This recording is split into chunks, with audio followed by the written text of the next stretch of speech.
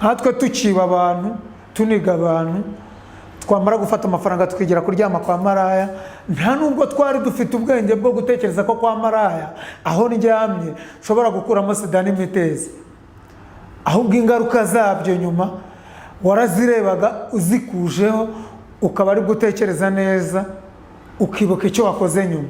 Aranywa urumogi yarangiza akanywa mugo yarangiza akiba akajya kwiryamira kwa maraya. Abo bantu bari bameze nkatwe nk'uko Paul yavuze ngo natwe kera twari nkabo, uyu munsi barahari, umuhanda barahari, bagenzi banjye barahari twakoranaga amabi, n'uyu munsi ndahura nabo, ariko mu izina rya Yesu mubanyije n'Imana yampinduye. Ndumva mfite ishyaka ryo kujya kubwira abanyarwanda bakava mu byo barimo, bakava mu buyobe.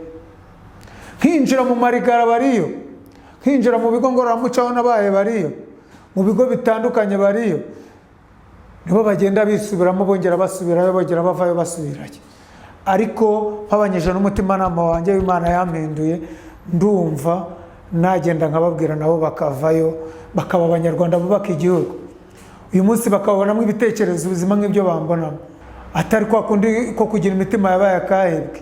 Ndetse nkongera nkabagira n'inama yo kugana Papasi Rwanda.